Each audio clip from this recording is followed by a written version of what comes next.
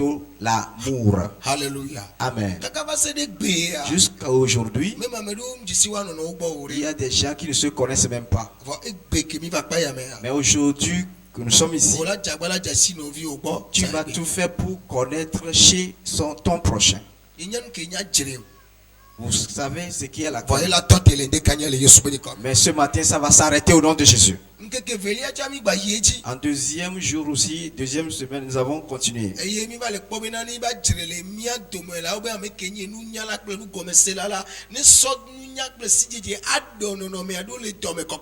Et nous avons vu que s'il y a de querelles au milieu de nous, celui-là qui est sage et intelligent, qui utilise cette sagesse-là pour donc résoudre le problème. Jacques 3, verset 13. Nous avons lu ça dans Jacques 3, verset 13. Jacques 3, verset 13. Il dit celui-là qui est sage. Et au milieu de vous, au lieu de ces querelles, qu'il utilise l'intelligence et la sagesse pour résoudre la solution, le problème, afin que ça devienne la compréhension, ou bien qu'il utilise plutôt la compréhension. Et la dernière fois nous avons prié que Dieu nous donne la compréhension avec laquelle nous pouvons être ensemble avec les uns les autres. Nous ne pouvons pas comprendre que cette manière-là peut nous empêcher de recevoir ce que nous demandons à Dieu. Et la dernière fois, nous avons demandé que Dieu nous donne la compréhension. Alors aujourd'hui, nous le disons encore. Que Dieu nous donne de la compréhension. La compréhension nous aide. Et que nous les comprenions ces choses. Si tu fais ces choses, Dieu ne va pas donc me bénir. Si je fais ceci, les gens vont me haïr. Ce qui va faire que tu ne peux pas péter au milieu des gens, ou bien tu ne peux pas aussi uriner au milieu des gens, tu ne peux pas faire du mal. C'est ainsi que moi aussi je suis né. Laissons de côté ces gens de propos. Les choses là, je n'aime pas. Abandonnons ces gens de propos. Moi, toi tu ne vis plus. C'est Jésus qui vit en toi. Alors utilise Jésus qui vit en toi. Oublie qui tu es. Et crois que tu es déjà mort. Tu es mort avec Christ Jésus. Et tu ne vis plus pour toi-même. C'est Jésus qui vit en toi. Moi je n'ai plus vivant. Mais c'est Jésus qui est vivant. Si Jésus vit en toi, alors tu vas tout faire avec la compréhension. Je voudrais bien le faire. Mais si ce n'est qu'à cause de Jésus, si c'est avant là, si ce n'est pas à cause de Jésus, je ne vais jamais pardonner. À cause de Jésus, je vais encore te saluer. Je vais encore t'appeler avec mon portable. Je peux encore te messager. Tu réponds pas à cause de Jésus. C'est à cause de Jésus que je t'écris encore. Amen. Alors faisons tout afin que nous puissions prenons Jésus-Christ à la place de moi. Amen. Amen. Donc, le passage que nous allons voir maintenant, nous avons vu que Paul aussi a vécu comme ça. Paul a vécu comme ça. Nous allons lire donc l'histoire de Paul.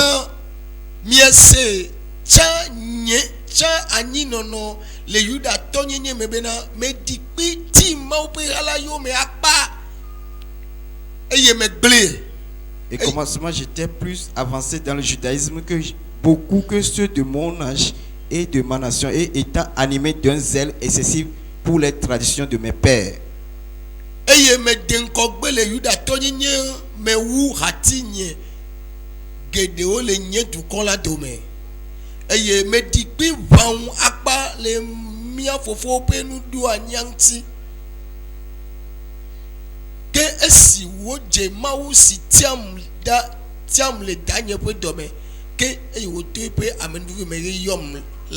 Mais lorsqu'il plut à celui qui m'avait mis à part dès le sein de ma mère et qui m'a appelé par sa grâce,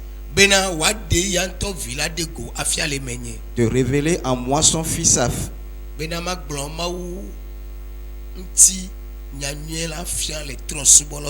afin que je en l'annonce parmi les païens. Aussitôt,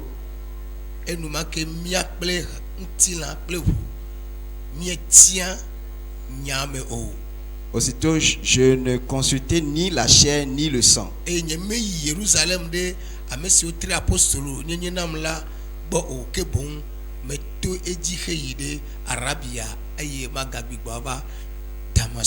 je ne montais point à Jérusalem vers ceux qui furent apôtres avant moi, mais je partis pour l'Arabie, puis je revins encore à Damas. Il a dit que nous avons entendu comment il avait vécu. Il avait persécuté le peuple de Dieu. Il avait trop avancé dans le judaïsme. Il avait tout fait. Il a fait tout cela pour détruire l'église.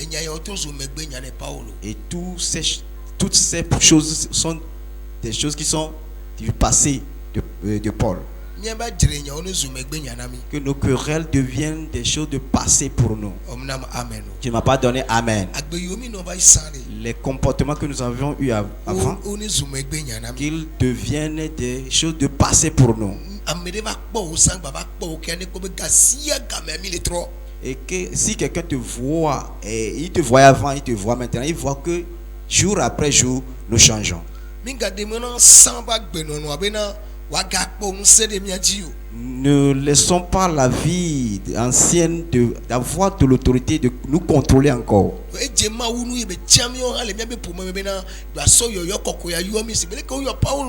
Il a plu à Dieu de nous choisir dans nos familles, tout comme il a appelé Paul aussi.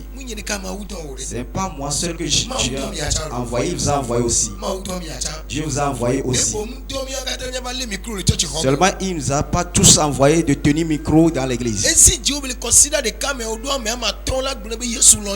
Et tu es obligé dans la semaine de parler au moins à 5 personnes lui disant que Jésus les aime. Et si Jésus vient, il va aussi demander un compte. Nous avons connu sa présence. Paul nous a fait savoir que c'est comme ça il avait vécu. Alors nous n'allons plus vivre ainsi. Pourquoi nous ne devons plus vivre ainsi? Car ces choses peuvent t'empêcher que tu ne puisses pas retrouver le royaume. Ils puissent t'empêcher. Si tu pries, Dieu ne va pas t'attendre. Elle puisse t'empêcher que tes questions ne pourront pas être répondues. Et ça peut encore t'empêcher. Et que Dieu ne peut pas combattre à ta place. Et souvent nous demandons des choses, mais à cause de ces choses, nous n'arrivons pas à les recevoir. Jacques 4, verset 1 à 3. Jacques 4, verset. Et apôtre Jacques,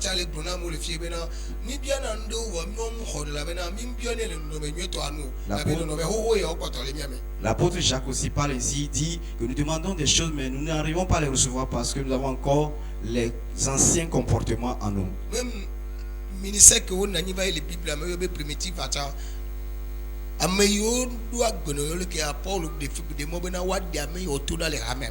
même dans les ministères primitifs, ceux-là qui avaient ces manières de vivre là, Paul a demandé à ce qu'on les ôte du milieu du peuple. Car un peu de levain gâte toute la pâte. Alléluia. Amen. Si Dieu parle ainsi, si la chose ne se passe pas, alors la chose va arriver. Alléluia. Amen. L'autre dimanche, avant que je ne prêchais ou bien je n'enseignais,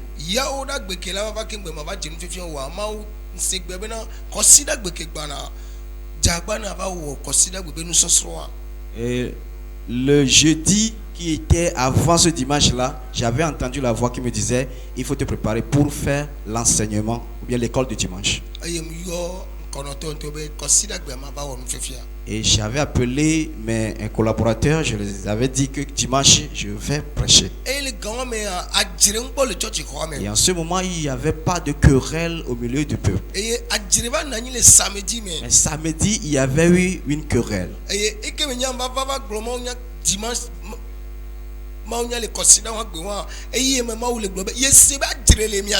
Et quand moi j'étais là et j'avais enseigné le dimanche là, en ce moment Dieu disait qu'il avait entendu qu'il y a de querelles au milieu de vous. Et vraiment il y avait de querelles dans le temple.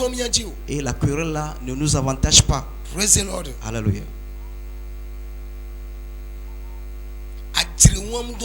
La querelle là ne nous avantage pas. Et demandez-vous qu'est-ce que ces choses qui sont les propos qui sont sortis de ces querelles.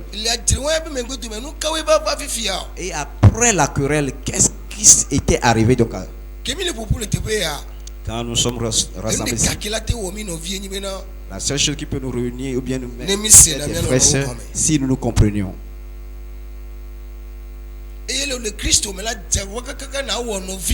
Et si tu es en Christ, il faut tout faire pour être fraternel. Si ce n'est ainsi, quelque chose va t'arriver et tu te retrouveras seul. Et les païens vont donc venir à ton secours et on dira que personne n'est venu. La querelle ne pourra jamais nous permettre de faire la volonté de Dieu. Peu importe comment nous sommes en train de bouillonner comme la mer. Dans la maison de Dieu, si quelque chose arrive, il faut savoir il faut te rappeler que ici c'est la maison de Dieu. Et que tu t'apaises. Amen. Amen. Peu importe ce qui va arriver. Toute chose peut arriver. Toute chose peut arriver. Tu dois tout faire pour te maîtriser. Car ici, c'est un lieu de tentation et d'épreuve. Et ces choses viendront dans ta vie dans tous les domaines. Soit ils vont te détruire ou bien te chasser devant Dieu. Amen. Amen.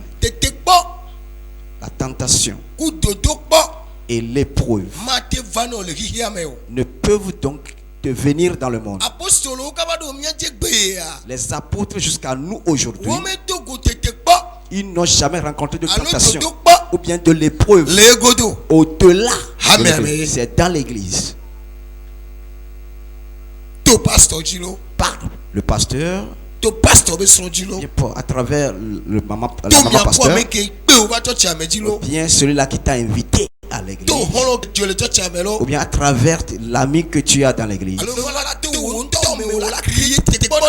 ou bien la chose va passer par toi-même pour te créer à toi-même une tentation. Et tu dois savoir que tu es venu ici, tu es venu seul, et tu es venu avec un objectif précis.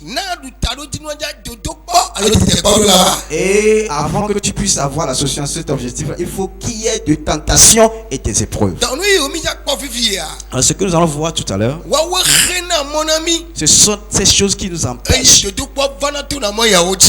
que les épreuves viennent toujours par ces voies-là. Et après l'épreuve, la personne va soit échouer ou bien avoir la victoire.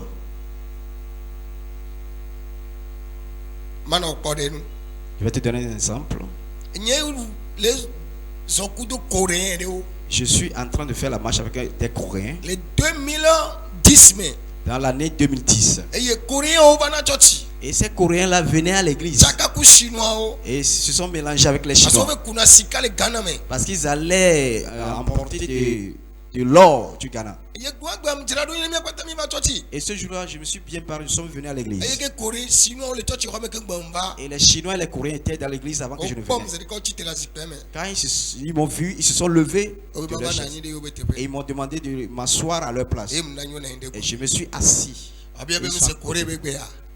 Demande-moi est-ce que je comprends le coréen. Je comprends le chinois. Mais nous le faisons encore comme ça.